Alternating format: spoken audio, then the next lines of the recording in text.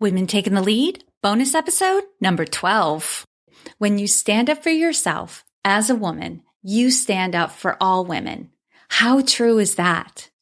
Hello, my name is Jody Flynn and welcome to Women Taking the Lead, where we are all about creating blasts of inspiration to help you overcome self-doubt so you can lead with confidence, integrity, and a sense of humor. Head over to womentakingthelead.com to join the community and get the resources to support you on your leadership journey. Now, your future awaits, so let's get started.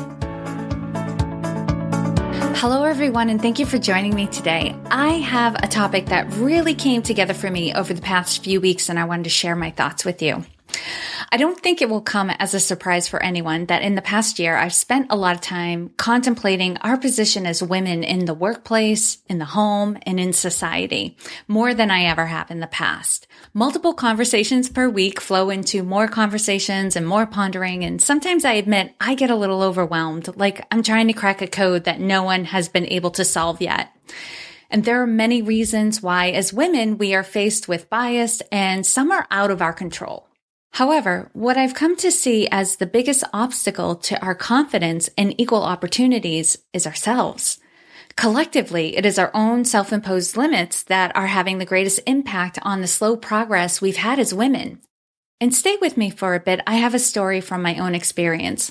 In grammar school, my peers and I were assigned in work groups based on what our ability was believed to be in certain subjects, and the teacher taught each group according to this criteria. When I was in the third grade, I was in the middle reading group in school, and at some point during the year, my teacher met with my parents to propose moving me to the higher reading group because the workload in my level was too easy for me. The change was made, and the problems began. I wasn't finishing my work, and it wasn't at the same caliber it had been. My peaceful existence in the third grade suddenly changed. I was publicly ridiculed by my teacher and accused of being lazy. My teacher seemed to look for opportunities after that to criticize me. In the third grade, I began wetting myself at school. And luckily, in the fourth grade, I had a wonderful and compassionate teacher, and I worked hard to prove myself worthy of her kindness. I excelled in school right through the sixth grade and was always in the top groups. Then, when transitioning to Catholic school in the seventh grade, I tested into the middle level again.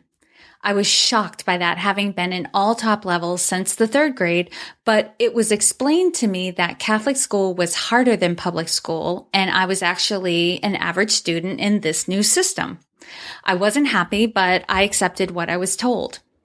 Until high school, when I tested into the highest level once again.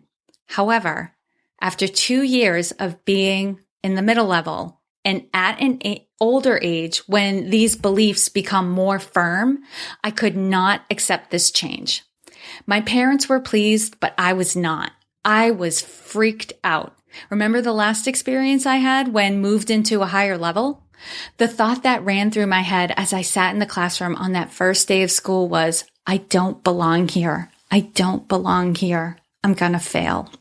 And this was reinforced when a girl from my previous school, who had been in the highest level, looked at me with surprise when she walked into the room that first day and asked what I was doing there.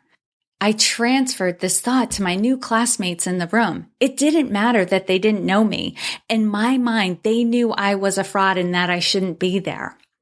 For weeks, I begged, I pleaded, and lashed out in anger at my parents and my guidance counselor. They wouldn't budge.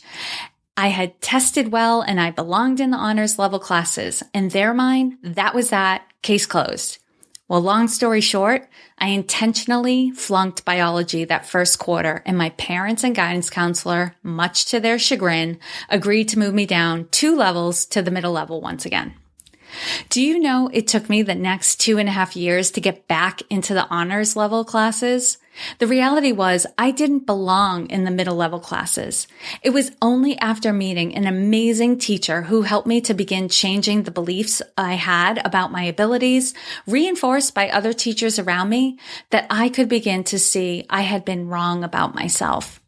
Until I changed the belief I had about myself that I was only an average student, I could not excel in school. This isn't just the case with me. This happens to us all, and it happens all the time. We create an outward reality that reflects the internal beliefs we have. The two have to connect.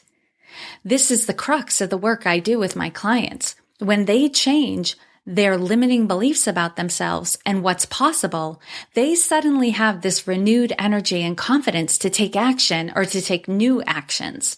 With these new actions, things start to change and they start getting the things they've always wanted but couldn't seem to make a reality, be it better relationships, more money, or to finally write their book. Until we as women are willing to believe that we are worthy of more, that we deserve the right to speak up and advocate for ourselves, to be treated well, what we will get is what we've always gotten. And isn't it time you got something different? I saw a meme on Facebook recently that stated, when you stand up for yourself as a woman, you stand up for all women. How true is that? Well, I hope this was helpful for you. Give me your feedback by commenting on the post that accompanies this episode or by leaving me a rating and review in iTunes. I see and appreciate all the feedback I get there, and it also makes this podcast more visible for those who want to be in community and get support from others just like them. So thank you so much, and here's to your success. Thank you for joining me on Women Taking the Lead.